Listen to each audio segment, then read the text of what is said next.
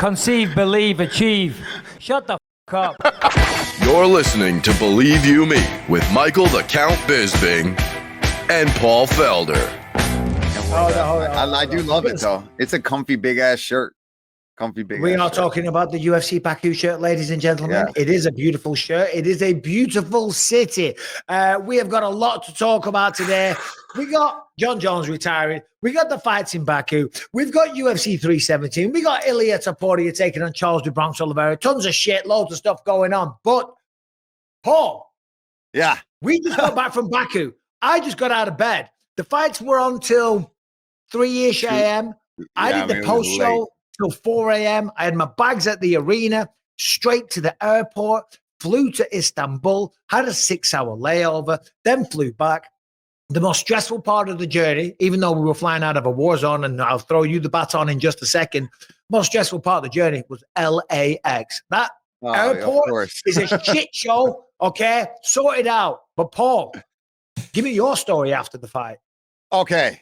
So, obviously, I'm not bouncing out like you guys are. My flight path was back to Frankfurt, and then long layover in Frankfurt. So my whole plan is I'm going to sleep all day.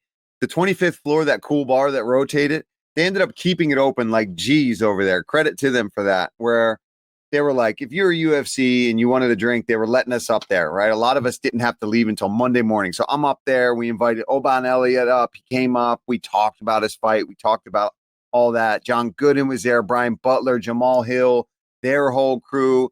I talked to Hickman from Bang Tao over in, he was with one of his boys. It was just Mota came up, bro. I was hanging out with Nicholas Mota, and he had his battle scars on. Anyway, it was actually a really awesome time. Sorry, Christine's sending me my things. I think this is the right one. No, that's the wrong one. But anyway, yeah, so it's just a really cool thing. And then we get the alerts on all of our phones. Everyone's starting to get messages like, hey, the U.S. just bombed Iran. And then we're like, okay, well, that's stressful. We'll be out of here tomorrow. No big deal. Then everyone slowly starts getting hit by UFC travel, or their managers are getting hit up by UFC travel. And anybody that was leaving later, they're trying to change everyone's flight to get them out of there and get to the airport. Then me and Brian Butler have a military friend that we were talking to who's kind of still works for the military, has a lot of insight. Nothing, he's not super ops or anything crazy, but he would have more intel than I would. Secret. He's like, don't want you to panic. He's like, get to the effing airport, get out of the hotel, be discreet, keep your head on a swivel. He's like, I really don't think anything's going to happen to you. He's like, but better safe than sorry. Don't wear all your UFC stuff if you have it. He's like, they know Dana's a big UFC fan. They know Dana's in with Trump. They know that the UFC is there with tons of American employees and you know, people on the other side of this, and just get to the airport. So we go back. I have not slept at all at this point. We've been at the bar until 5 a.m. Now I planned on sleeping all day. Now just I was with you because I got to the lounge in Baku. They have a good lounge, and I had a good flight to Istanbul. So I was there with you. Mentally, I'm on the same wavelength. Continue. Yeah, so I'm just scrambling up. I'm packing my bags. We get on the shuttle. It's like me, a bunch of other UFC people, Brian, Jamal Hill, and I mean, just a ton of people. We get to the airport. Then I find out my flight's then. So I'm not supposed to be leaving. I can't even check in yet because I don't even know what airline I'm going to be flying on. I don't know where I'm going. I don't know what seats I'm on. I know now that I'm no longer in business class, because they just got me whatever they can get me, bro. Oh, yeah. So I'm flipping out like I, you know, and I feel like a spoiled little brat, but honest to God, I haven't traveled non-business class since I started commentary. Like, it's just, it's what we get, you know, it's one of the perks. It's one of the benefits, you know this, and it makes a world of a difference. But Paul, you always come across as a man of the people. I hate to say, but you have changed, my friend. Well, I am not a man of the people when it comes to my business class seat flight. I want that, and you can walk by and say, "How do you do?" as you walk to the back of that plane. But anyway, how do you do, here I am. I'm back with the people. They're in the Reebok bag, babe, not the UFC bag. Anyway, so yeah, I'm sorry, my wife's it's not those. Just leave it there. Give me the bag. It's okay. You know, Mike, if you need something done properly, you got to do it yourself. You know, you just got to do it yourself. I love her. Shout out Christine. Michael says hi. He got out way before me. Yeah. But anyway, that's what we're talking about is me getting out. So finally travel hits me up and they're like, okay, you're on the 11:40. So now it's like, that's in like an hour and a half at the airport. We were up at the little free lounge area. What the guy had all these different German beers. So we're having a beer. I end up getting on this flight. Now it's back in like row 19. No big deal. I got an aisle seat. That's really all I care about is I pee so much on these flights. I want an aisle seat. Get the aisle seat. But then they're like, unfortunately, on your way to Istanbul to DC, it's a middle seat on the way back in the back, like one of the last. Istanbul to DC. Oh, what? Yeah. 11 hours? 11, 12 hours, right? I'm scrambling. I'm freaking out. I'm like, okay, just get to Istanbul and at least go to the desk and we'll see if we can try to arrange something. So I'm texting travel the whole time. They're being super helpful. Now, granted, they're scrambling just as bad as anybody. Last minute, I'm like talking to Christine. I'm flipping out. I'm like, I'm going to buy my own ticket once I get there. I don't really care. Like, I'll buy an American Airlines ticket. I have so many miles that I'll go to London. I'll just get out of the Middle East is my only plan. Like, right, once I get to Europe somewhere, I don't care where it's at. I'll be okay. Last minute, they're like, we got you the last business class seat on Turkish Airways to Istanbul to DC. And then I got a car service to pick me up and take me from DC to Philly. And I got home. Well, I'm glad that you got home, and I'm glad you got home on your business class seat, and I'm glad that you made it to the podcast pretty much on time. But there's people out there, Paul, that are suffering. There's bombs dropping, and you're bitching about your seat. I'll be completely honest. I was willing and ready to do it, but I was not going happy. I was not going with a smile on my face. I had enough people in the know telling me, just get the F out of there. Like, suck it up. You want to be stuck? Because we're not worried about a tax necessarily. We were worried about all flights being grounded and not taking off, which is exactly what's happening right now in Qatar, which a lot of people, Brian Butler, my manager, that's where his layover was. Dude, he was texting me today. He sent me that. He's like, bro, I was hours removed from that airport before they shut down and told all the U.S. people to shelter in place because of the bombings going on at the embassy or the base. These are not margaritas. These are elements. No, they're elements. Yes. They're elements. Very dehydrated. We've had long travel, but I tell you what, I don't know too much about the politics, and we're not going to get into all that stuff. But no, of course not. Baku, that's crazy, dude. Baku, because we've got a lot to talk about today. Baku, what a great experience leading up to all that. This is not an advert for the Baku Tourism Board. That is one of the favorite places I have been to. I did a little YouTube video. It's on my channel if you want to check it out. Me running around the old city and stuff. Great place, amazing people, awesome food. Weather was fantastic. The people were really nice and respectful. I bought some lovely gifts. I bought some nice silk scarves. Guess how much it cost me? And they're genuine silk. Genuine silk. Like, you buy silk in America, it's a lot. I got three big, a couple of shawls and like a nice scarf for Rebecca and my wife and my mom. How much? 20 marat. $10. That's like $10, bro. Yeah. So I gave my bar tab too, and it was like $20 I bought like 8 drinks for people. I gave the guy $100. I gave him a tip, and you would have just thought that I was going to say something rude there. I was going to say that I'd done some kind of sexual favor on him, but I'm not going to say that. You can't do shit like that. You're going to ruin the economy for the locals. Yeah, bro. I did the same thing. But like the guy was like so grateful. But the woman gave him $100 bill. The woman that was housekeeping, she tidied my room every day. She did a wonderful job. I slipped her a little 50 Bakus, 50 monats. And again, she almost fainted. And I was like, because I don't know, I guess some of the lower level people really struggle out there, but it seems like there's a lot of money. But it's an awesome place. You guys traveling out there, you're looking for somewhere unusual. Baku, man. Baku. I would wait till the conflict in the Middle East settles down, but as soon as it does, Baku is definitely where you want to go. It was a really awesome place. A lot of the old city that we got to walk around in. And you're right. The temperature was just perfect, man. I mean, every time we went out, it wasn't too hot. It was just that nice, perfect, want to sit outside, have some food, have a drink. And I'll tell you, I didn't have any bad meals too. I ate at the hotel. We went out and ate. Everywhere I went, I had a really good time. And however, it all stopped there once the fights kind of Sorry. The excitement. We had 12 fights, and Candido texted us today that it was the longest of a 12-fight card in UFC history. The longest 12-fight card in UFC history, because I went to bed nice and early during the day because the fights were late. Our call time wasn't until almost 7 p.m. Fight started at 8 p.m. We went till 3 a.m. I had a nice nap during the day, like a 2-hour nap. I had a long workout. I ran 4 miles. I lifted weights. I was in the sauna, the steam.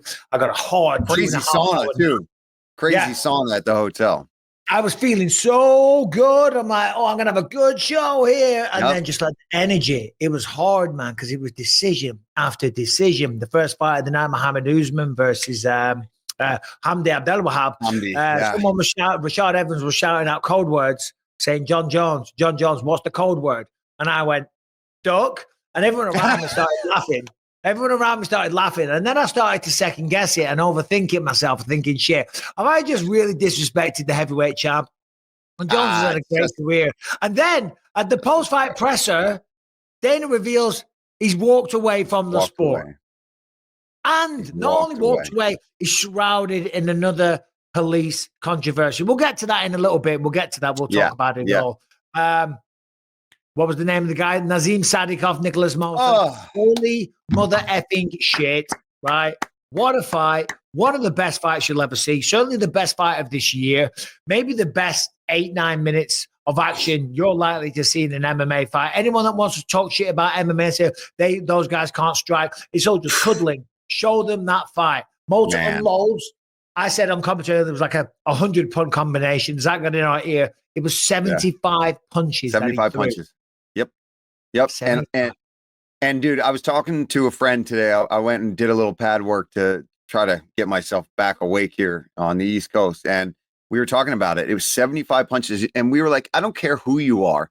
The fact that he was even able to recover from that kind of volume of strikes and not get the finish and still stay in the fight until he got caught is impressive. Because, dude, go hit the heavy bag 75 times fast and as hard as you can. You are going to be gassed. And they were good shots. He was whipping to the body on occasion, then coming back upstairs, then back to the body. Nazim had a high guard covering up, but obviously ate the body shots.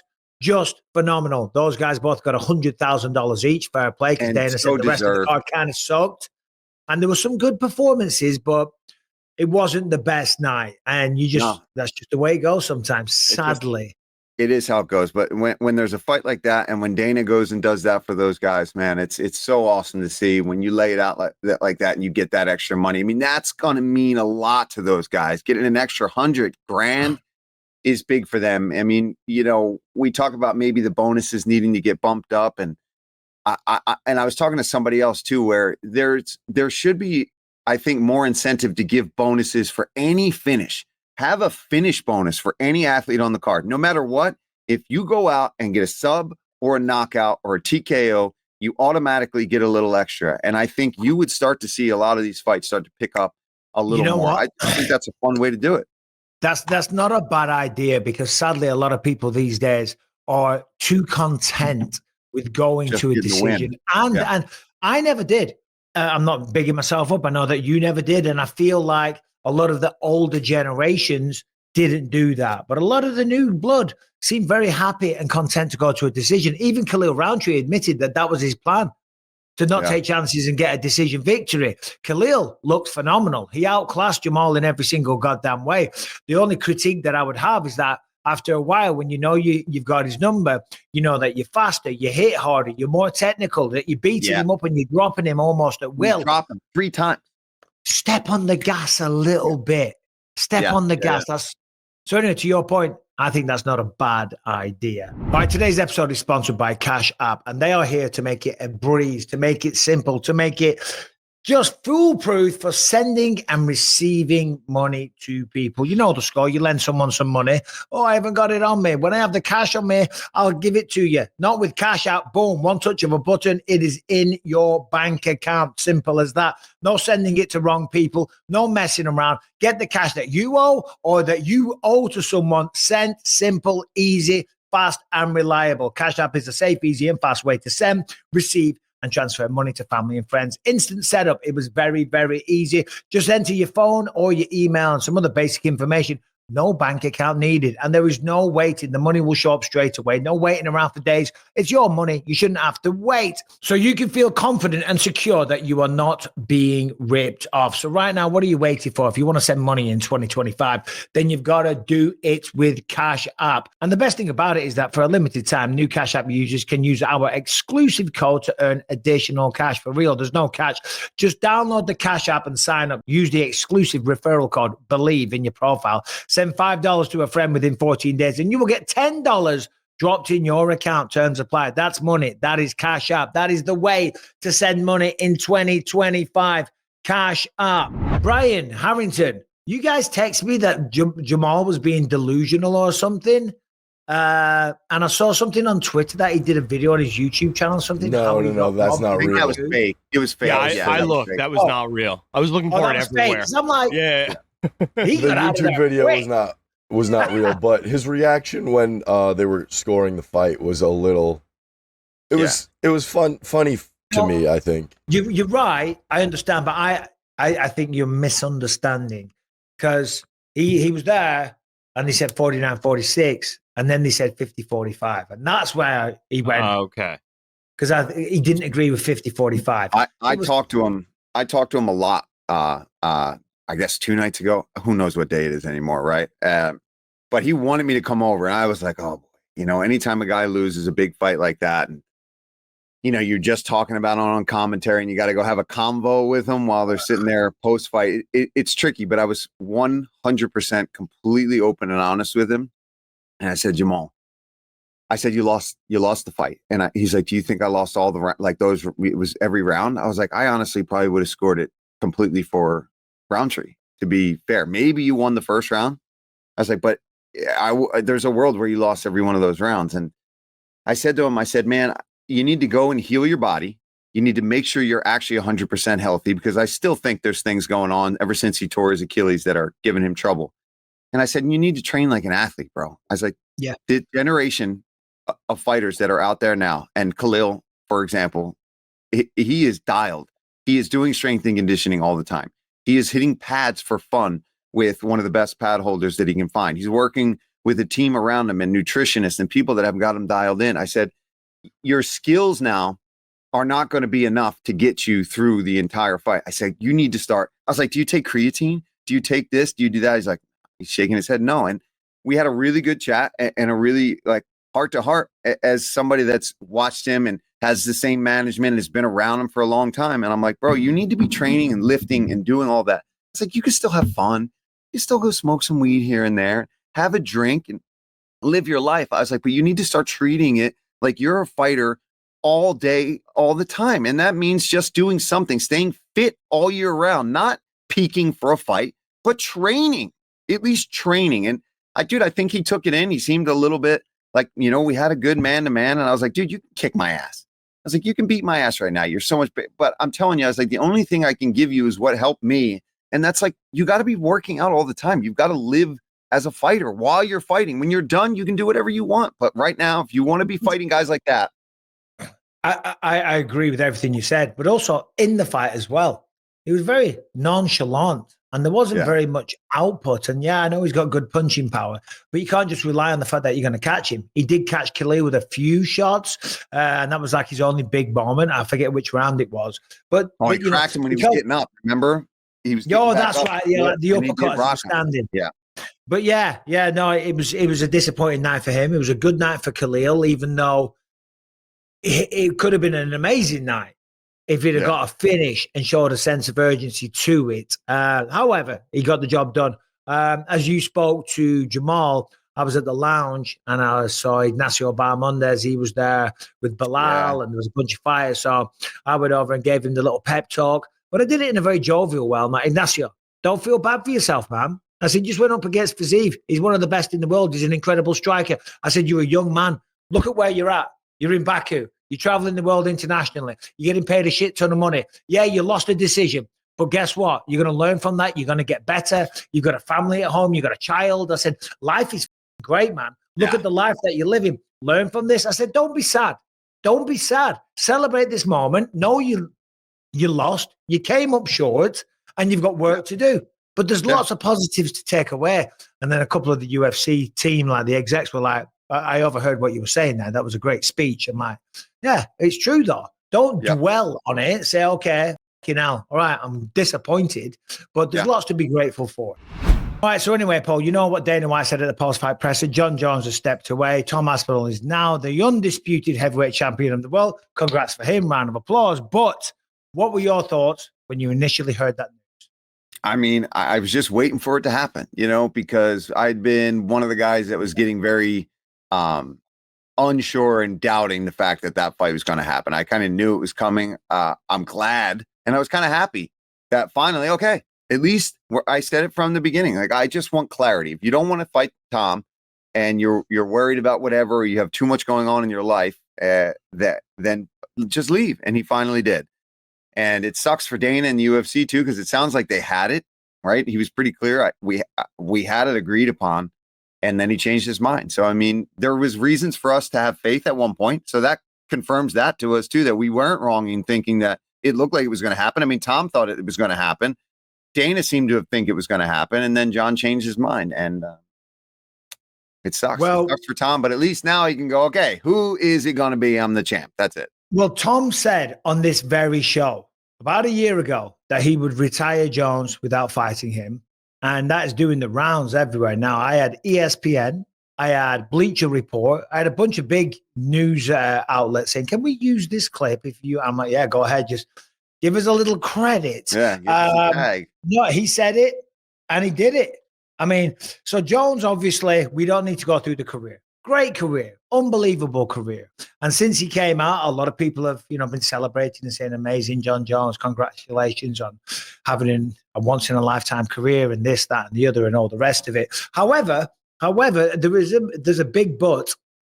If he'd have retired when he beat Stipe, that's his choice. He doesn't owe anything to anybody.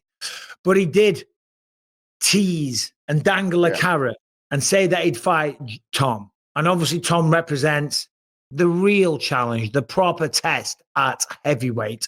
Critics will say that he ducked Ngannou and he ducked Tom Aspinall. I think, I don't know if I necessarily think that he did 100% duck. I think there's an element of ducking here going on. I think there's an element of him saying, shit, that ain't going to be an easy fight. But I think when you factor in the money that he's made so far, apparently from this lawsuit next month, he's going to get like $7 million.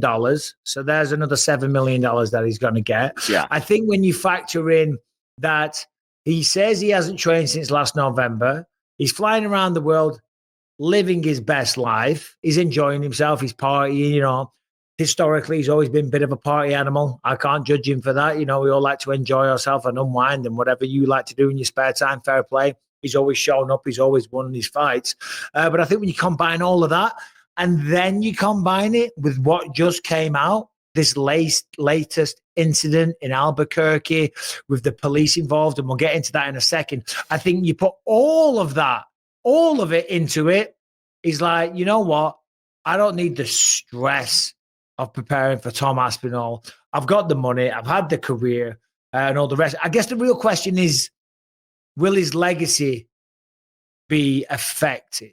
And I think by new Johnny-come-lately fans, it will. I think more OG fans of the sport will always know what he did. But it's not a great way to end potentially the greatest career. No.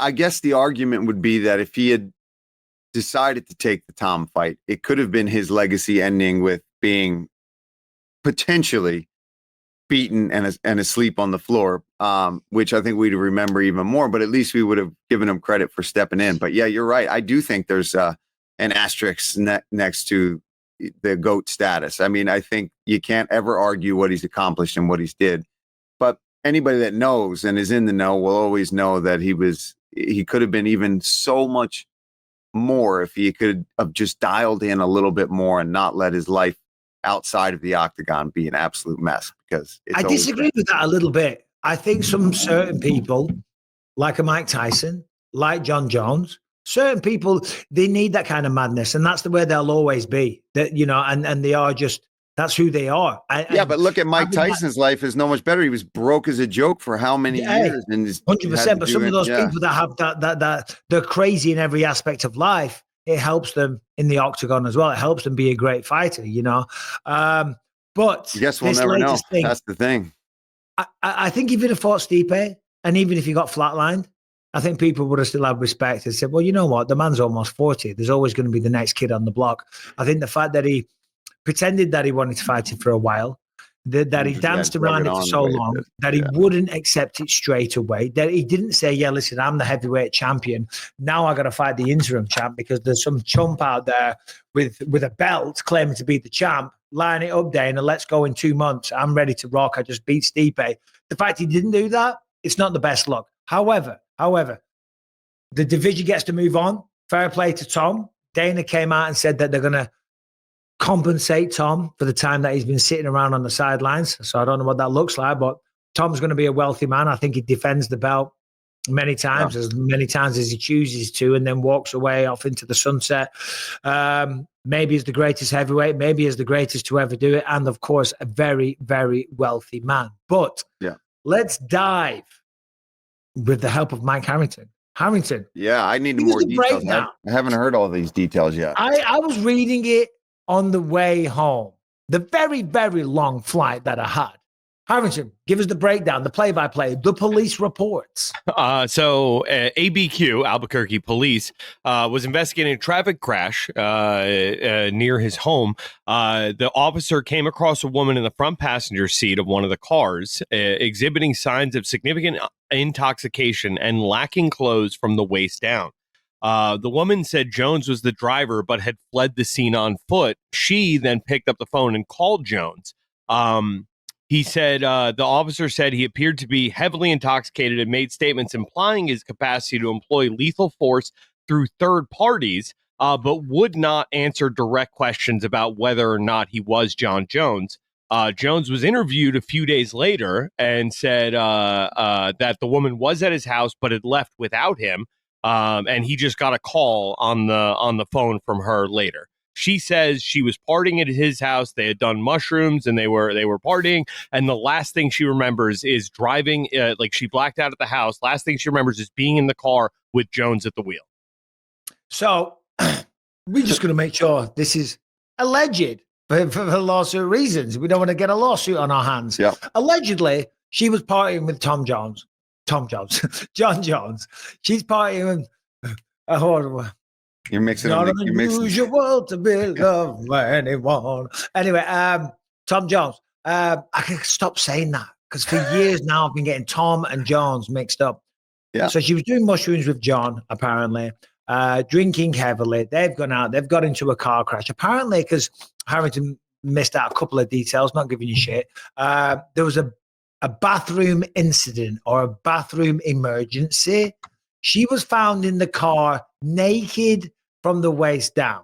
That means maybe a few things, but I would say either some sexual encounter or she shit her pants because of the drugs and the alcohol or whatever. She shit her pants, went to clean herself up in a restroom at a gas station somewhere. Jones is outside, allegedly. They jump in the car. He crashes the car and looks around. Crashed car, damage everywhere. He's shit. I'm out of here. Covered in crap, sliding down a leg, and he thought, "I'm getting out of here." See ya. And it's it sounds. I mean, it all checks out to me. Allegedly, it checks out. It wouldn't surprise me. There's one other note that I have here. Call records show Jones called her 13 times between the time of the crash and 11:34 a.m. the next day. There's also logs of text messages, but they weren't able to grab those from the call scraper. So what Harrington? So what charges will he be looking at? I don't think it's going to be anything too serious, even though it is kind of allegedly it's a scummy move. But he's like, I'm the champion of the world. I'm a well-known guy. I've got form. Not anymore. Former. Well. Former. Yeah, 2 divisions. When did this happen? This happened back in February, right? This happened back in February. Oh, so then he was. Okay, yeah.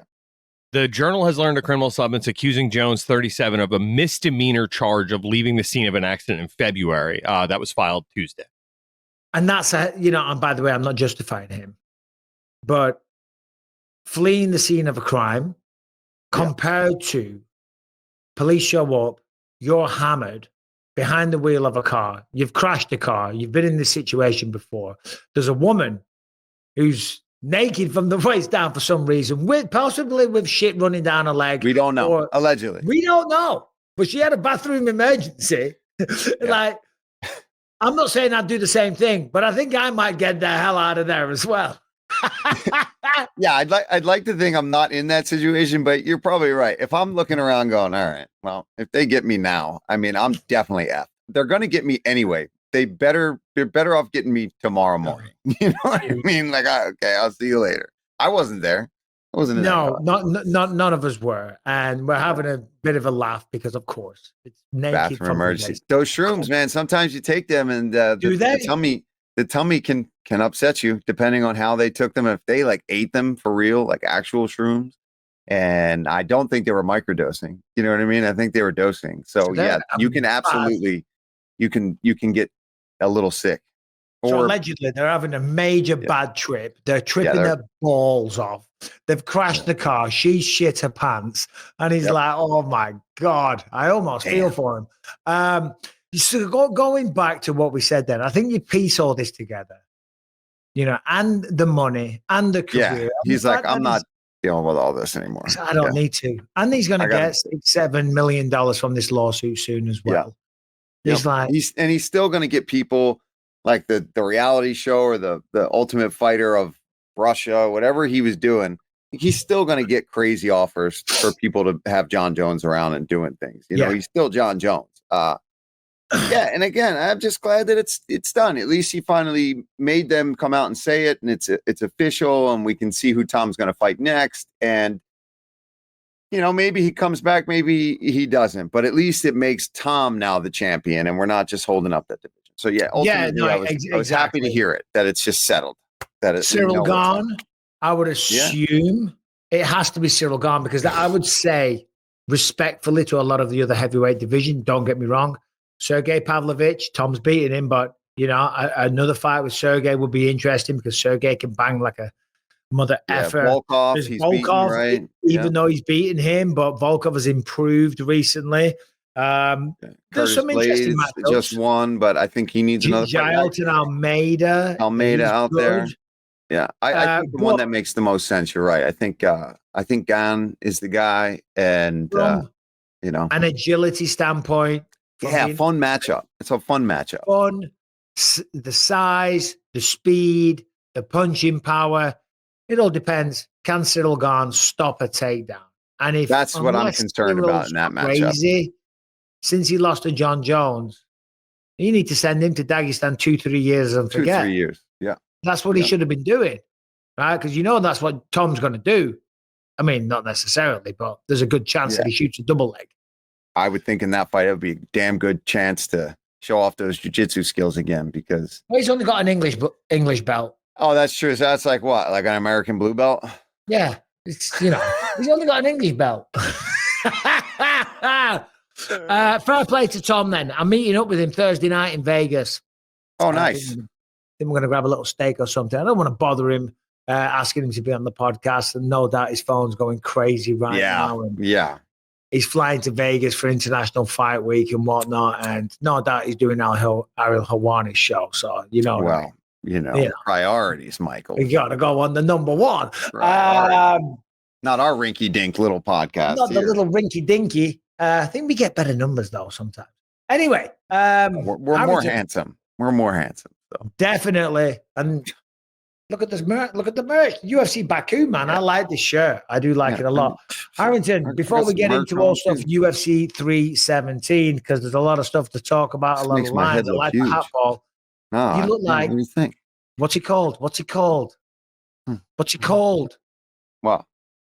The rapper from the 9 Vanilla Ice. Mark dude, I was just listening to Vanilla Ice in the car. I was with my daughter today, and I was playing all 90s songs while she was in the car. Put it on. Give me a ice, baby. Let's go, Paul. Harrington, give us a non-MMA story. Maybe the woman and the will. Okay. All right. Sounds good. So there is a lawsuit going on in Canada right now because an 84-year-old woman left. You don't say, eh? Left her over $1 million fortune, not to any relatives, any grandkids, any distant cousins or whatever, but to a male escort. The family says that this will, which was signed 3 months before her death, is null and void, and are fighting it tooth and nail in court. How old was she, Harrington, when she died? 84 years old. Hey, I got one thing to say.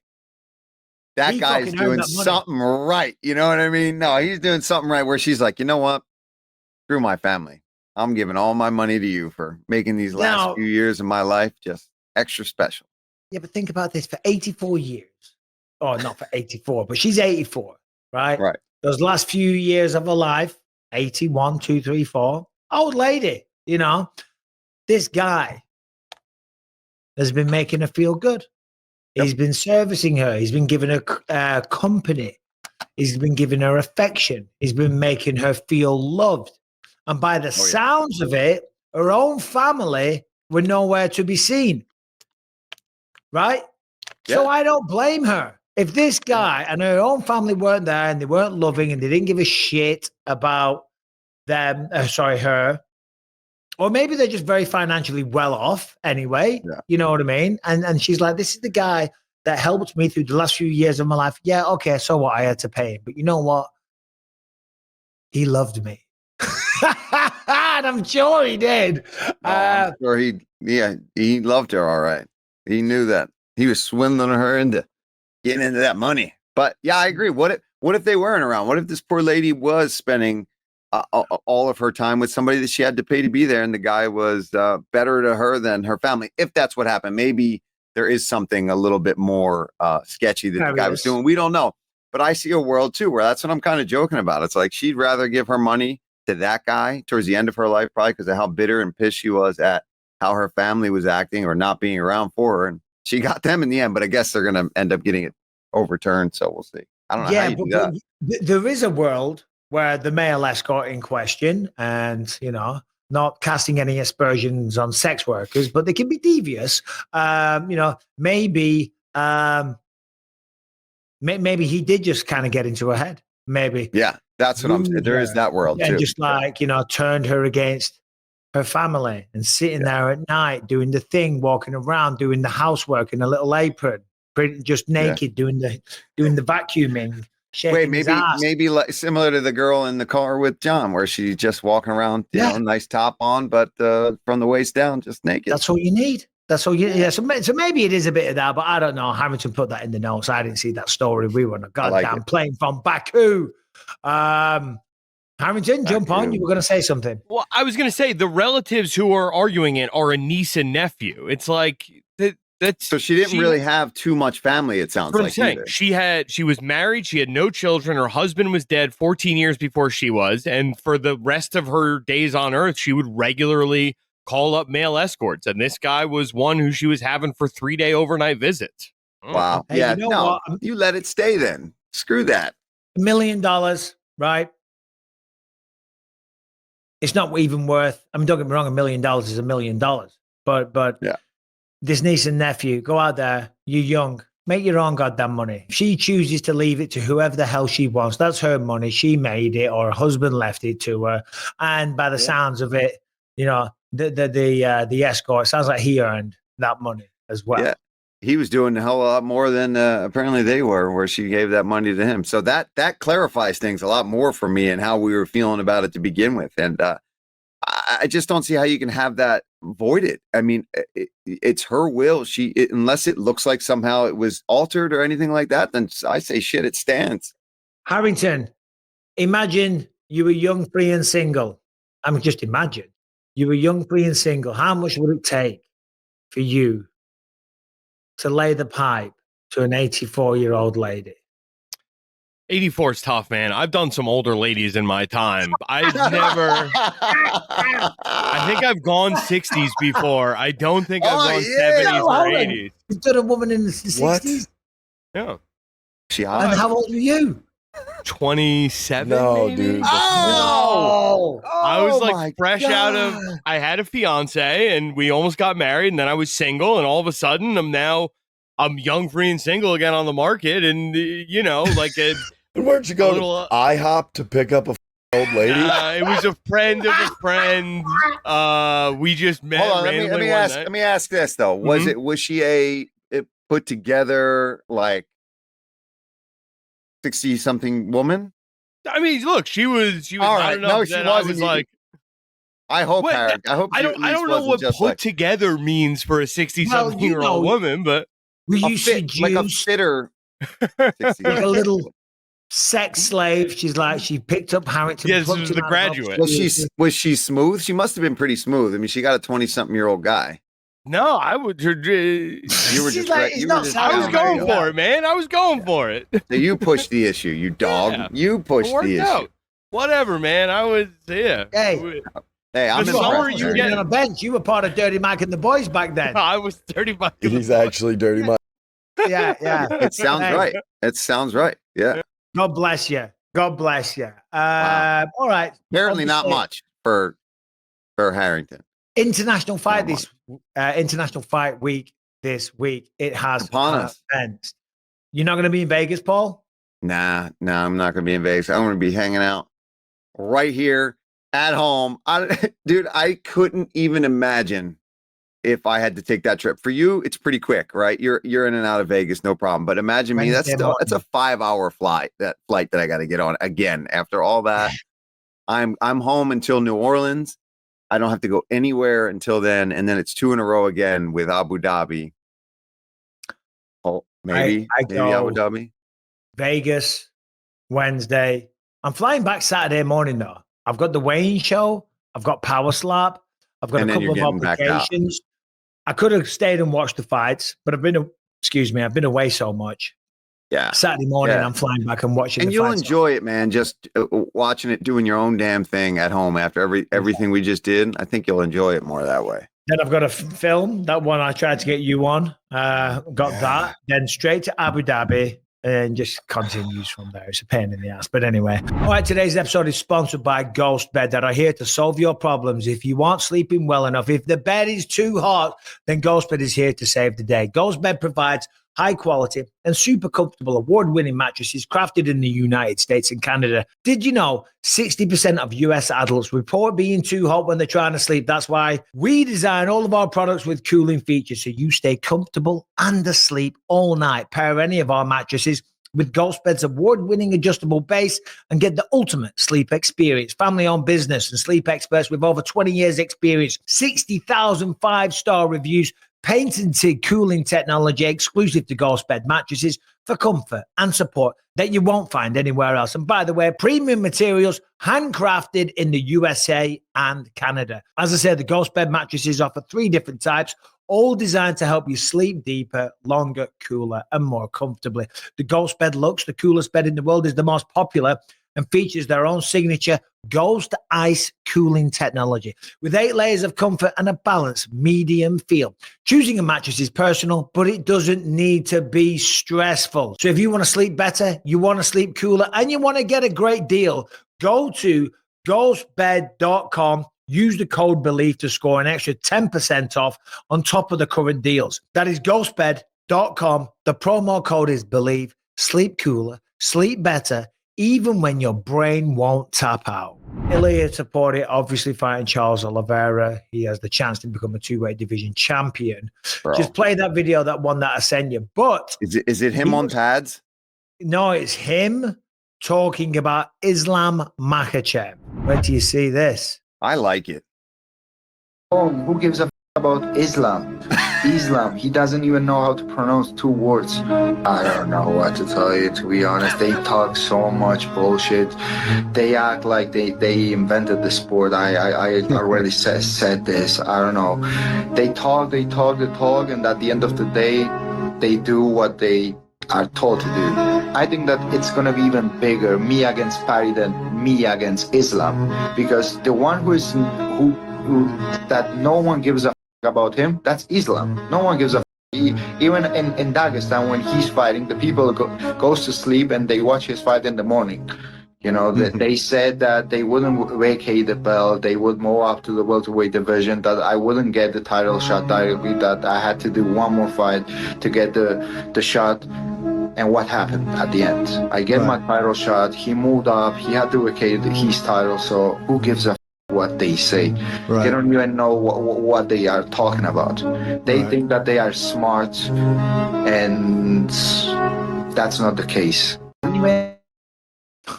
So, bro, I mean, his point, I mean, I kind of get what he's, listen to this, I'm not agreeing, but like, hold on. I love the music. I love the music with him in his white shirt with his dude. I like Ilia Topuria. Well, he was talking to Kevin Ioli, formerly of Yahoo Sports, because I saw that originally, and then I saw it again, and obviously someone for content, they've cut out Kevin's face and then put the music on and whatnot.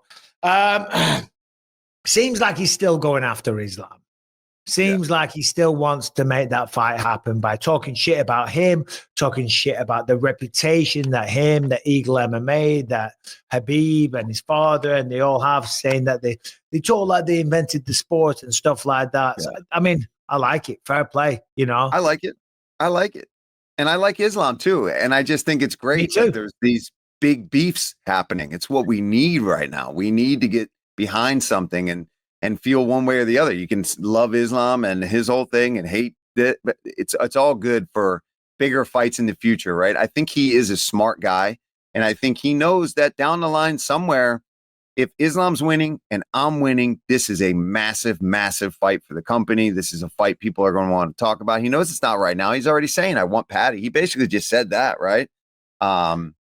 I think it happens too. I think if he knocks out Charles or beats Charles, however, and he wants Paddy, that fight happens, and I think it's huge. And you know what?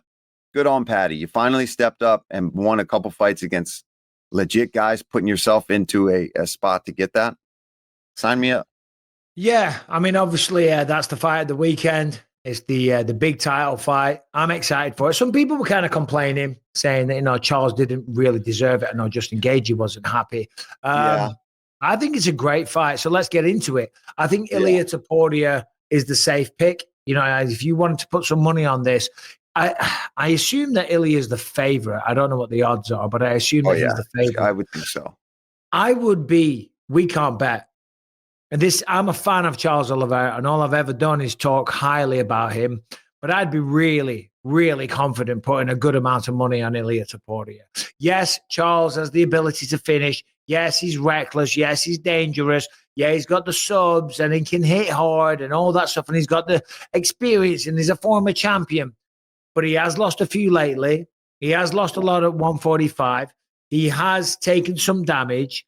He is reckless, which makes him dangerous and exciting, but also he's a bad matchup when you look at Ilia. Ilia doesn't take chances. He's very calculated. He lines things up. He sets things up. He cuts off the cage. He waits. He flinches and feints and throws a lot of misdirection. And then when he goes, he has the knockout power. He has the wrestling to stop the takedowns. On the ground, he's got more submissions than what he does knockouts on his own record. So I think he can handle himself down there. So I think it's a pretty safe bet to say Ilia Topuria will be the lightweight champion of the world come Saturday night. Yeah, I am 100%, unfortunately, for the sake of the show, in agreement with that. But I will say, I do think there's ways where Charles can win, and I think that he's a taller, longer guy, and I think with the way he throws knees and front kicks and things like that, there's a world where he walks onto something like that. Do I think it's going to happen? No, just go watch his open workout that he did in the PI, and holy shit, he looks smooth, man. And then he does some grappling afterwards too. Look at the speed, man. I think he's in shit, dude. He's ripping to the body at one point on these pads, and it is the way he throws his left hook to the liver, it's a little spinning back. Look at this. Let's watch this. He crushes this liver shot, man. And granted, he's hitting pads and he's doing it for speed, so he's not loading up. But he's at least he's showing exactly. Even when he doesn't load up, though, he's so smooth. No, he's fast, he's smooth, he's technical, he's confident, he's got the whole package. I do think for Charles, I mean, obviously he's got a chance. Obviously, he's a great fighter and a former champion. I think if Charles goes extra Charles, that's his best chance. I think he has to go extra berserker. He does have to make it dirty. Yeah, going forward with the chin exposed might not be advisable, but I also think it's his best chance of winning the fight. You know, to land something big on Ilia, to hurt him, to drop him, to then snatch the neck. Flying knees and flying jump front kicks and spinning back kicks and spinning elbow. Go for broke, because if you just box with him at range, it could be over in the first round. If Charles tries to become uber technical now and set things up, this ain't the fight to do it. So that's what I mean. He's just going to do what he usually does, but just go for it. And you never know. You can catch him. He's got to fight well at range too. And I mean, all the way out, right? With Ilia, like he has really good front kicks. He's got really long knees and spinning back kicks, and he chops the leg really well. And I think early, if he's not going to go full berserker at first, he's got to at least damage him way out. And then as soon as Ilia tries to close that distance, that's when he's got to do that shit. Flying knee, jump kick, shooting from far out. Give yourself an opportunity to create just chaos with him. If you let him set his feet and start walking you down like Max, like Volkanovski did, like so many of these guys, he's really, really technical. He's really on point, and he's calibrated, and he has a plan, and he knows when he's going to turn it up and when he's going to settle. It's scary. Herringbone, Brian. Yes, sir. Do either of you have Charles Olivera winning this fight? I do not. All right, I'll be the odd man out. No. Don't say it for the sake of saying it. I'm not saying it for the sake of saying it. It's really been a coin flip for me in my mind, and it's like, if it's that close, then yeah, I'll listen. I think it's more interesting for the sport if Ilia Topuria wins. Of course. Do I think it provides more interesting matchups? Is it better for the star potential of the sport? Sure, all of that's true. But I also watched Ilia Topuria struggle at 155 against Jai Herbert. This is Charles Du Bronx Olivera. Like, I understand that one was like a short notice jump up, everything. But he's built his body to be ready for this moment. Charles Olivera has worn the 155-pound title. He's beaten Justin Gaethje. He's beaten some of the best to ever do it. To say that he should be a plus 380 favorite underdog to Ilia Topuria in his second fight ever in the company at 155 is crazy to me. That's very, very well said. Now, if only there was someone on here that had fought and beaten Charles Olivera that could give us some insight. This guy.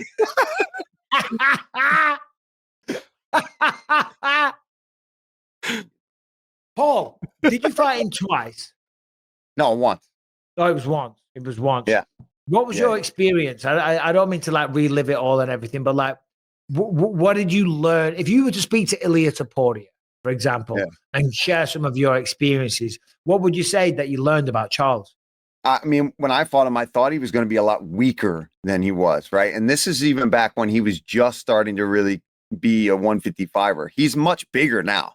He is much bigger and stronger. And he was kind of scary strong for a skinny guy back then. And he also hit way harder than I anticipated. Like, I thought I was going to be able to school him on the feet.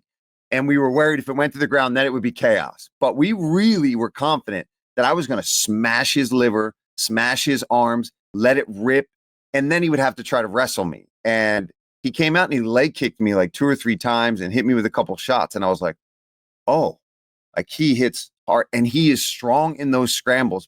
But if you dig in and you make him work and you can hurt him at any point, he does get hurt pretty easily. Like, I landed a pretty easy elbow at one point and he like folded down. And then when I would start ground and pounding, he was one guy I can say you can start to sense the wilt in him. I do think he's adjusted that over the years. I think he is significantly more mentally strong and stronger in general. But it's once it's ever been in there, it's in there. So you gotta just. I think it's what Ilia is going to do. I think he's going to find the chin at some point and be careful and not do anything crazy, and then slowly and methodically beat the survival out of him. So you're saying Charles Olivera is a quitter? He has quit. Yeah. No. I'm joking, of course, but at 145, and that was a lot of, I think, his issue back in the day. What was he wasn't sure where he wanted to fight. He still wanted to be a 145er, and when he moved up to lightweight and committed to it, he definitely showed some more heart. I will say that about him. When I fought him, I felt him break. Yeah. Good, interesting insight. As I said, no, I wanted to. All jokes aside, I mean, you've been in there with him, so he's strong, dude. He's first. You know how sometimes you fight those skinny dudes and you train with those skinny dudes. It's crazy. Like, skinny guy. This guy's a skinny guy, and then you're like, oh shit. I bet Kevin Holland's a bit like that. Oh, 100%, 100%. All right, so we've all got, apart from Harrington, or always goes against the flow, but we've all got Ilia Topuria.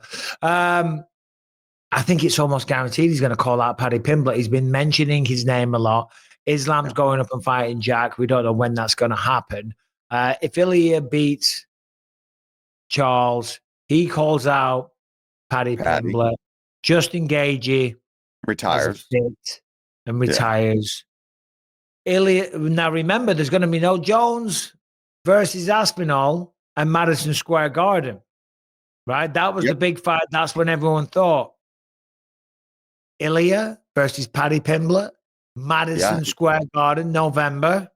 I mean, I think Paddy in a spot like that in Madison Square Garden, I can't see how that doesn't just. I mean, Ilia's, if he works it out on Saturday and gets that win and then he gets that fight, he's going to make some money. Like, they're going to make money doing that. And it's got such backstory. There's already so many clips of the two of them talking so much trash. The hand sanitizer boy, Yeah. all that kind of stuff. So, and I told you, Paddy resonates with a younger crowd. Lucas's girlfriend asked me if I knew Paddy Pimblett, and this he really has always done that. And he is a star. Everywhere I go, I was just in Canada. People asked me about Paddy Pimblett. Didn't ask me about Conor McGregor.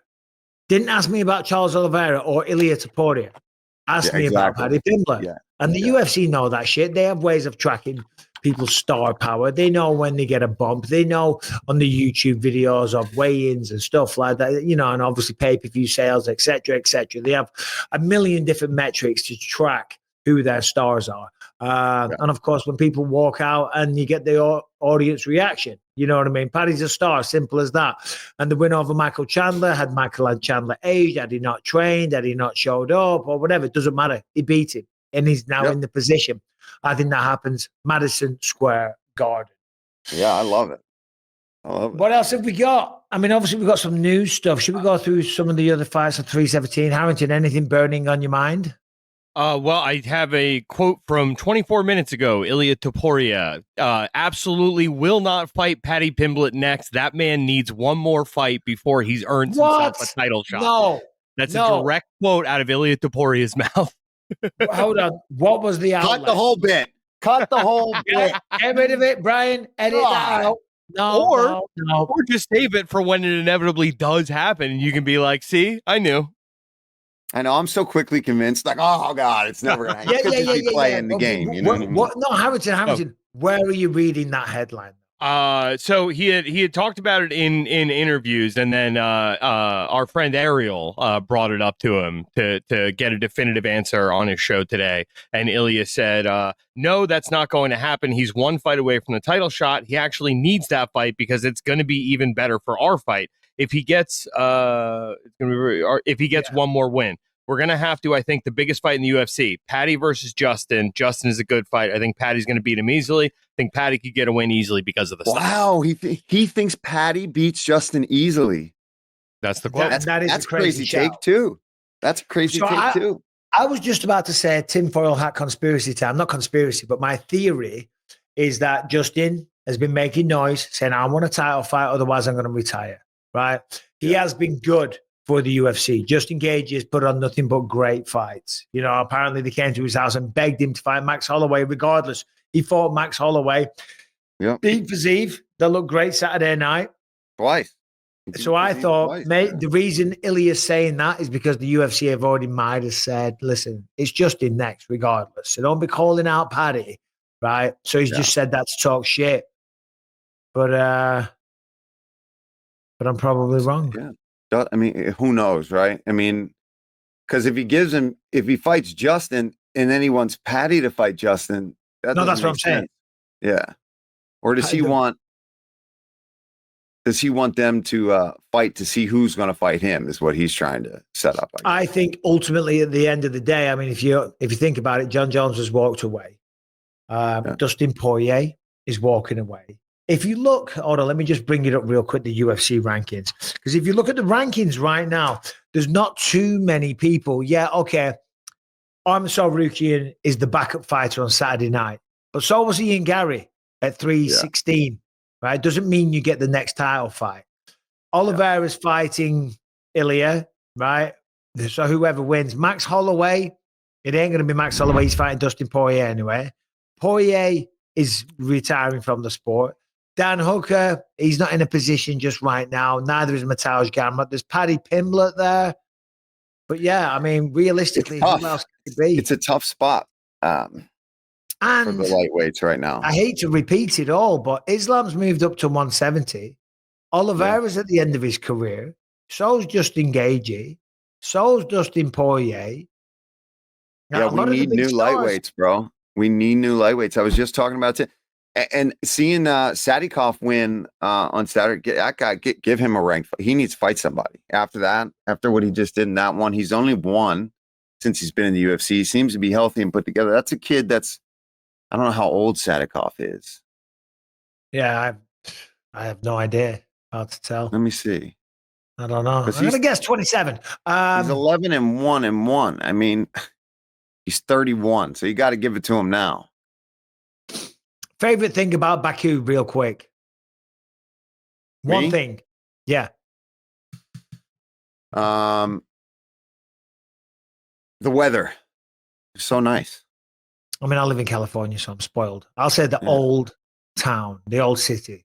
Oh, the cats on the street. Oh, I was eating on the Friday because we went out Thursday night. We had dinner, didn't we? And a few drinks. You Irish goodbyed it and left it. Yeah. And then I Irish goodbyed it to the other people that I was sitting with because I didn't really know them. I'm like, I'm out of here as well. Get back to the hotel. I sat down with John Wood at the bar. Yeah. We had about 4 drinks. John Wood's a great guy. I never had like a long discussion with him. Turns out I was at his gym like 20 years ago when it used to be called the Science Gym. Anyway, we were drinking, nothing crazy, just chatting at the bar, just me and John. Friday, I wake up like, ooh, might have had too much last night. Went for a walk. I'm sitting there by myself doing a bit of research, and I'm eating a mixed kebab plate, and I just feel something on my leg. And a little cat. They're everywhere. Pouring at me for some food, you know. And then I was like, get away, you dirty little bastard. Then after a while, I'm like, you know, it's a wild cat, you know, and I've got a lot of meat on here that I'm not eating. So I'm like, give it to him. Started throwing, and then I made a mistake. Fucking cats started coming out of the woodwork. Crazy. I was like the Pied Piper of Hamelin, except it was cats instead of rats. I was like, oh shit, get me out of here. But yeah, man, the old city.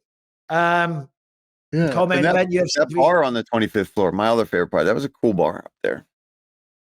All right. A lot of smoke, though. Yeah. Well, I guess half the fight when nobody was smoking, it was nice. Alexandre Pantoja versus Kai Kara France for the flyweight title of the world. Striker versus grappler. I'll just cut to the chase. I think Pantoja takes him down. I don't know if he gets the sub, but I think he gets the victory. I think Kai Kara France does have the potential to knock him out like he did against Steve Erceg in his last fight. Got it done in the first round. I just feel like Pantoja has shown time and time again his levels above everyone else. This is his 4th defense. So far, so good. I think he's an incredible fighter. I think he can mix it up on the feet. And I think once he gets his hands on him, if he can, he'll take him down and have his way. I'm gonna go crazy on this one. I like Kai Kara France. Screw it. I'm gonna say he's gonna get it done. And and knock him out. I've been watching a lot of his training, and he seems very, very hungry. And I know Pantoja is an absolute monster, and I mean he's probably going to win. But I'm going to pick Kai for the sake of going with the guy from New Zealand. I got to do the Maori, all that kind of shit with him back in the day. Got to touch noses with him, so I'll go with him. I mean, he's had 25 wins. He's had 12 knockouts. He's had 3 submissions. Knocked out Steve Erceg and knocked out Cody Garbrandt, Rogerio Bontorin. I mean, it's not a bad pick. What do you lads think? I don't know. I like Pantoja in this one. My voice is all up today. Sorry, guys. Sound like nice and grab. I had a rough couple of days. Me too.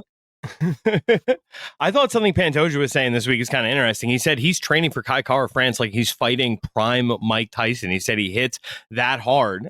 These are two guys who faced each other on the Ultimate Fighter. So certainly Pantoja knows Kai Kara-France's power. I have to assume it's only gotten bigger since then. I mean, I don't know. I'm just going to make it a string of picking against Pantoja every single fight, because every single fight, I'm like, there's no way this dude who looks like he's getting mauled every single fight is somehow going to win dominant decisions, but then he does. So I'm going to say Kai Kara-France gets it done. Another one for City Kickboxing. Nice. Brandon Royval versus Joshua Van. Joshua Van making the return. I've got Brandon Royval. I think he's got a little bit too much experience and a bit more well-rounded. Yeah, this one I am with you on. I like Joshua Van. I think this is a fight he deserves, but I do think it's going to be one of those ones where he gets a little bit humbled by a guy with more pressure, more experience, and just the way he grapples and scrambles. I know Joshua Van has shown some really good scrambling and takedown defense in his fights, but I see Royval getting this one done. Yeah. This is a good one. Renato Moicano versus Beneil Dariush. Mm-hmm. I'm not even going to say Moicano wants money. Moicano, never mind needs a win at this point. Yeah. Both of these guys, they're getting on though, but they're both at the latter stages of their career. Moicano, love the guy. Very exciting. Beat the shit out of Benoit Saint-Denis. It was a great fight. Loses to Islam. No shame in that. Short notice. Wasn't expecting it. Maybe had some jitters and some confidence issues. Loses. Beneil Dariush, same thing. I mean, he lost his last couple, I think, by a knockout to Arman. No, lost. Knocked out by Arman. Knocked out by Charles. Before that, though, 7-fight win streak. Mataush, Tony Ferguson, Ferreira. And Dariush is 36 as well. Tough fight to pick this one, I think. I think so too. Both guys pretty even skill sets, right? They're pretty good on the feet. They're not standout crazy known for their kickboxing, but both are effective there, have gotten knockouts, have looked good, but really good grapplers on both sides, where I think a lot of this fight maybe doesn't even take place if they both can't take each other down and stand and strike. And I think in that department, I weirdly give the edge to Dariush. So I think this is a good fight for Beneil. I think he's going to win this one. Yeah, no, I agree. I enjoy Moicano. I think he's a tremendous personality. And you're right. You know, they're both jiu-jitsu guys first. Yeah. Striking, probably kind of similar. I just think I've just got a feeling Dariush gets it done. I think he's got a bit more experience. I think he's seen a better run, better form. I think he's probably a little cleaner on the feet. But hey, I've got Dariush, Harrington, and Brian. Give us a pick. And then also on the main card, there is a couple of others. But go on, Mike. Beneil Dariush hasn't fought since 2023, a loss to Arman Tsarukyan. I don't think he's gotten a win since 2022. I mean, his dreams of a title, which was the only reason he was still in this sport, that's from his own mouth a couple of years ago. On the show, actually. Yeah, on this show. He said the only reason he's still fighting is so that he can touch gold. He's done everything else there is to do in the sport. Moicano wants money, and there's a $50,000 pot of gold at the end of knocking out Beneil Dariush Rainbow. So I'm going to say Moicano. Same. I like Moicano in this. I think Beneil's on his way out. I agree. Okay. I think he's on his way out. I just think so do I. If they stand and strike, even though he's had time off. And I love Beneil. Very honest. He's on his way out, but I wouldn't want him to see me pick against him. The four of you stay there. Peyton Talbot, versus Felipe Lima. I'll just start the Yeah. ball right now. I think it's a bad one for Peyton Talbot. Lima is a mother effer. He's good. He's quick. He's very well rounded. He's got slick striking. Peyton Talbot also is very good, but he was just beaten by Ronnie Barcelos. I think this is a good matchup for Lima. Not a good matchup. I think it's a good time to get Peyton Talbot, but I don't know. Felipe Lima is a monster, dude. Yeah. I think he's going to win this fight too, Michael. He's a little beast, bro. So He's a beast. I mean, Miles Johns and Naimov are good wins in the UFC too. Yeah. I mean, you can't be mad at those wins. I think he's faster, don't you think? So here's my notes on Felipe Lima. Because, like, you know, straight away, it doesn't jump off the page unless, you know, you're a commentator like we are, some people. Crisp striking, fast, powerful, well-rounded skills, good wrestling, explosive, technical, extremely confident. When he fought Mohamed Naimov, sits him down with a front kick, goes to a flying knee, defends the takedown, controlling the clinch, way faster, cuts off the cage, rips to the body. Naimov in deep trouble, goes for the knee bar on the back, controlled him, blah, blah, blah, blah, blah, blah, blah, blah, blah. Third round, gets a rear naked choke. I'm picking Felipe Lima. Me too. Yeah, I think so. Herringbone.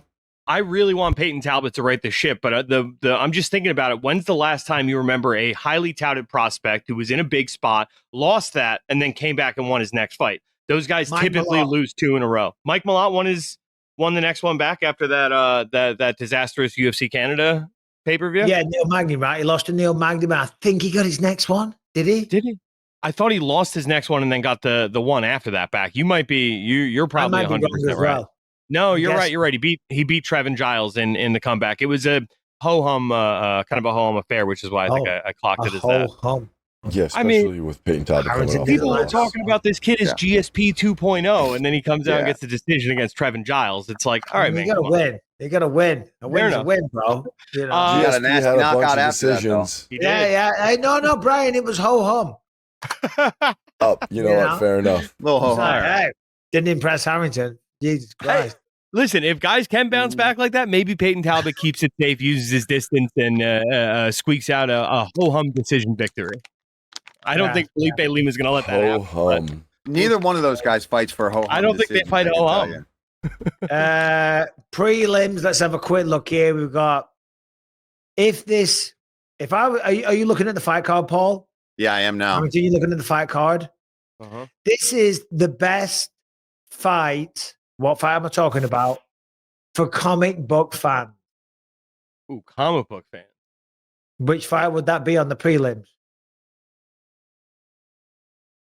Would it be the Joker I got it. Yep. versus RoboCop? I was starting from the great bottom fight, down. too. That's Yeah, Jackie Manson versus Gregory. This whole card Rodriguez. is actually pretty fun.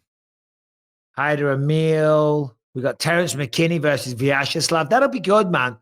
Terrence McKinney's that's going to be absolute kills carnage. everyone or shits the bed in sensational fashion.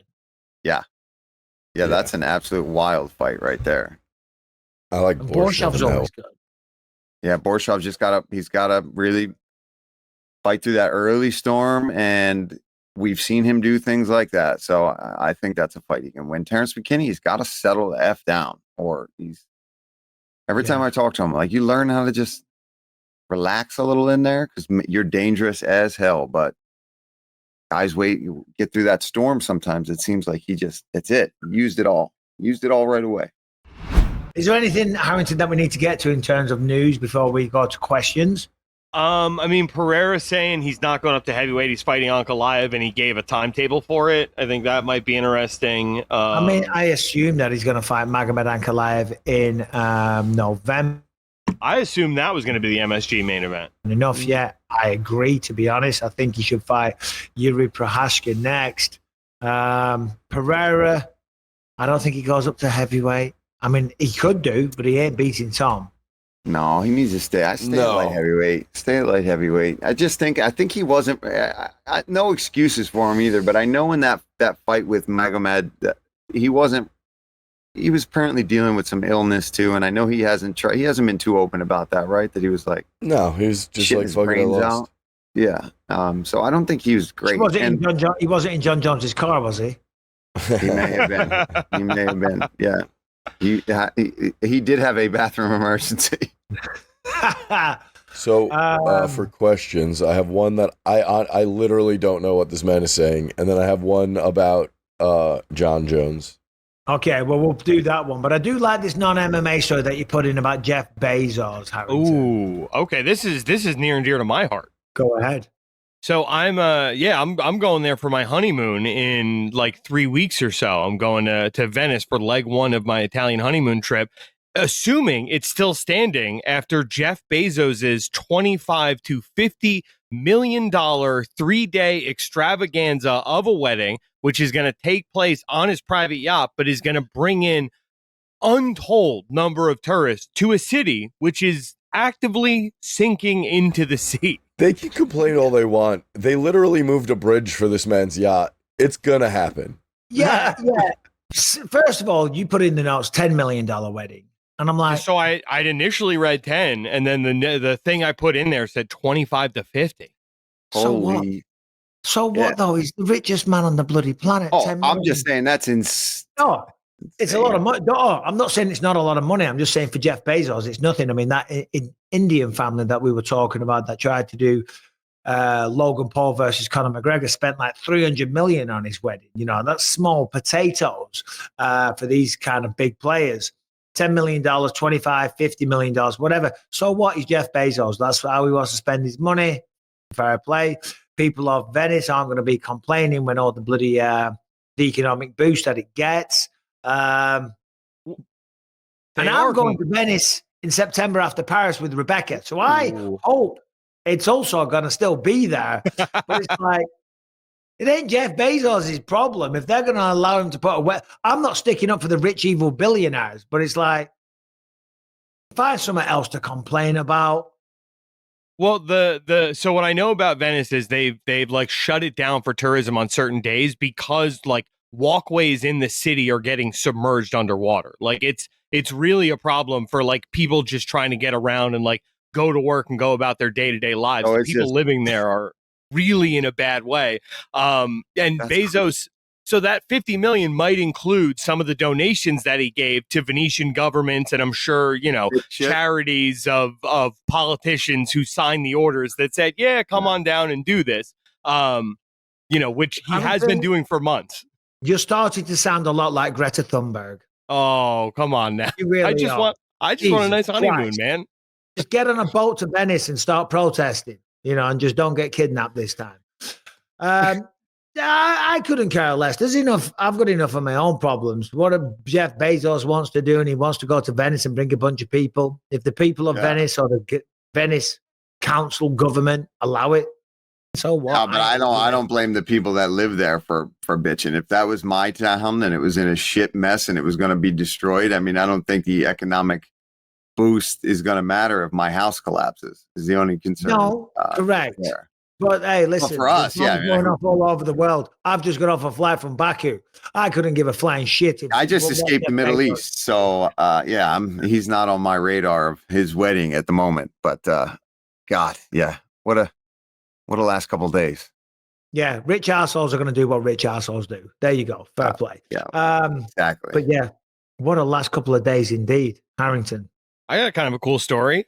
September 13th might be the coolest day in combat sports of the year. Dana White just announced, because he is going to be promoting for the Canelo versus Crawford fight, the main cards will not overlap. You are going to be able to go directly from watching the entirety of one event, and once that's over, they're going to try to line it up so the main card starts directly after you got 9 straight hours of combat sports or whatever it might be. Yeah, Dana flew straight from Baku to New York. They had the press conference yesterday with Crawford and Canelo. Yeah, I saw him there. Canelo pushed Crawford. Obviously, that's going to be on ESPN, so you get to watch the UFC. Isn't it Netflix? Oh, sorry. Yeah. So sorry. What am I saying? It's on Netflix. Bro, I'm tired. I just got back from Baku. All right. So yeah, you get to watch the boxing and then the pay-per-view, or you get to watch the pay-per-view and then the boxing. That's a big night for Dana and a big night Where's for that pay-per-view at? No, Che, it's in somewhere in Texas. Yeah, San Antonio is Noche, and the Canelo fight's in Vegas. So that'll be Right. the Canelo fight's in Vegas. Right. Yeah. So what? The Canelo fight's going to be on late afterwards. Yeah, usually the boxing cards are pretty late anyway, right? Yeah. Like he'll probably fight around midnight or so. I'm just looking there if there's anything else. Obviously, it's a big week, but we're tired. Very, very tired. It is a Should we big do week, a couple but questions we and should. go about our days and recover and rest and see your family and have a life? Yeah, Brian, play this question then. I'm very intrigued to know where this man is from. Obviously, he followed the direction that Paul gave on my Instagram video on Saturday night. He sent a question into bynpod@gmail.com. I guarantee that he liked and he subscribed the video. I guarantee he leaves a comment to help the algorithm. And he likes the video. I'm sure he did. But let's have a listen from him. So this first question is from a man named Max. Hey, what up, BY Pod? It's your boy Max here from Chicago. So, Jon Jones is retired. Sick. Everyone's happy. Great. So, do you think the fans will remember Jon Jones more for him fighting inside the ring and being the greatest of all time? Or do you think the fans will remember him more for all the shit that he did outside of the ring? Because if you look at his arrest record, it's kind of jacked up. He's been arrested 6 different times for a plethora of different things. Tell me what you guys think. Yeah, no, you're absolutely right. And it's a valid question to ask. However, I think history has shown us time after time after time that he will be remembered for what he did inside the ring. And the perfect case in point is Mike Tyson. Look at Mike Tyson. Controversy troubled, followed him everywhere. Obviously, he did time in prison for rape as well. But now when people think about Mike Tyson, they don't necessarily go to that. They go to Mike Tyson becoming the youngest heavyweight champion of the world, and they remember some of the signature knockouts. They also remember the fall from grace and losing the last few fights, and of course, losing his money and reinventing himself and stuff like that. But I think predominantly when people think of Iron Mike Tyson, you don't think about that stuff immediately. Am I correct? I don't know. What do you guys think on that one? You think Tyson's more known for him still being that? I think that still stands out maybe more, especially as time goes on. But I mean, Mike's pretty famous for It seems even crazier stuff. It seems in recent times, though, people have taken it upon themselves to really test Mike Tyson in real life. Like a lot. There's like a lot of videos of him like just getting with for no reason on podcasts, on planes. Just like that man will still like beat the out of you. Yeah. Unless you no call doubt Jake about it. Paul. Unless you're paying him a few $1 million, yes. Yeah. I don't know. In my mind, I just think when I think of Mike Tyson, I don't think of that stuff. I don't know, but that's my mind. What about your mind, Harrington? Well, what I was going to say is, I mean, Jon Jones is ostensibly done fighting. I mean, barring like a back to Brinks truck up level comeback, his fighting accomplishments are done. As he's proven, his arrest record does not seem to be done. Like that's going to keep piling up potentially longer than the wins from his fights will. So it's like, as much as we love BJ Penn and for everything great he did, where his legacy is right now, it's going to be hard for me to not remember this chapter of his career. Some sort of law enforcement hall of fame, maybe. Well, the thing is as well, seeing as you brought that up, Harrington, for Jones now, and again, I'm casting aspersions just as if I'm living in the mind of Jon Jones. I'm not. But one would have thought that having to have the discipline of the fight career that forces you to have some kind of discipline and to keep it all in check. Those demons might run away with him now. Yeah, I think he's a case where it could do that, right? And Mike had similar things where he was, battling that back and forth. And now that he's older and seems to have settled down a little bit, you don't hear about him getting arrested. Like I worry for Jon. Yeah, it's like at what point, what's going to get you to stop it? I mean, it wasn't world titles. It's clearly not your family. It's not losing your belt. It's not the humiliation of having a woman with no pants, in a crashed car. Like if none of that has slowed him down, I just worry what's gonna. And kind of like Brian said, if that continues to be the case, then we're going to continue to hear stories like this, therefore making us remember more of this. So yeah, I do think Jon, more than a lot of people, will probably end up, unfortunately, being remembered for a lot of the craziness. And I think a lot of people regardless of whether it is the case or not, and I think it's part of it, they're going to remember him for the biggest duck of all time. Yeah, I mean, He did. I know He avoided DC's going in hard on him. I know that. Calling him a quitter. Can't blame DC. He shared the ring with him, and Jones tested positive for steroids one of the times that he beat him, so he's entitled to say that. I think just when you're the champ and there's another champ out there, the fact that he messed around with it for so long and then stepped away, I'm sorry, that's some bullshit. That's not what a fighter does. They would say, right, I'm gonna retire, but I owe this last fight. Yeah. To or just myself. say from the beginning. Yeah. If he had just said from the beginning, as soon as this is done, I'm vacating the belt. I'm done. This is my last dance.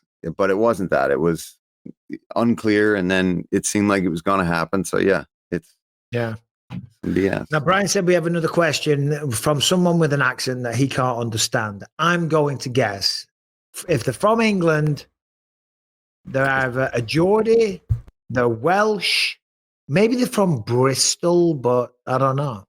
It's also not the best recording, but this is pretty much 100% unintelligible to me. Hey, I have a question for you. I'm watching the fights. I've seen the females getting groin strikes, but I know that my wife take a particularly high amount of damage in the area. So should the rules be the same?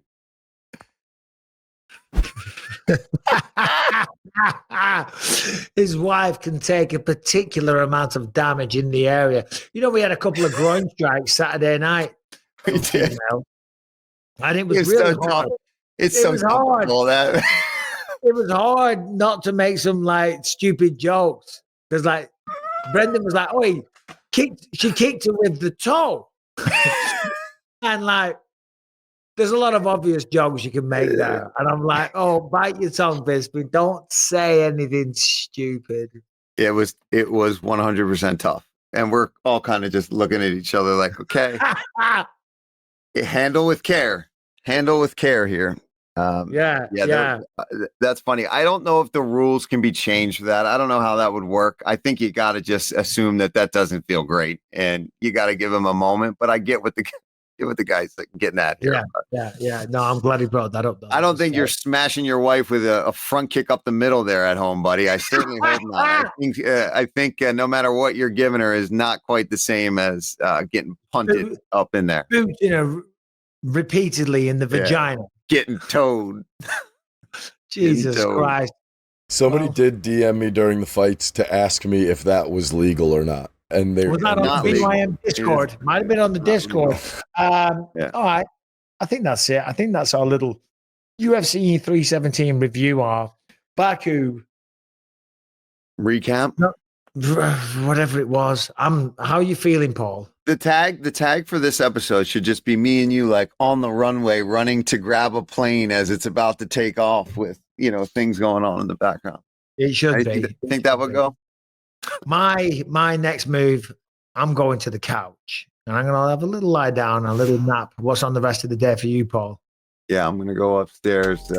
Ruby's probably getting up from her nap now, so I'll probably go hang out with them and take the dogs out and same thing.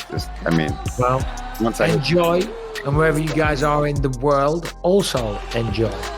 That's it. Goodbye. Stay safe out there, everyone.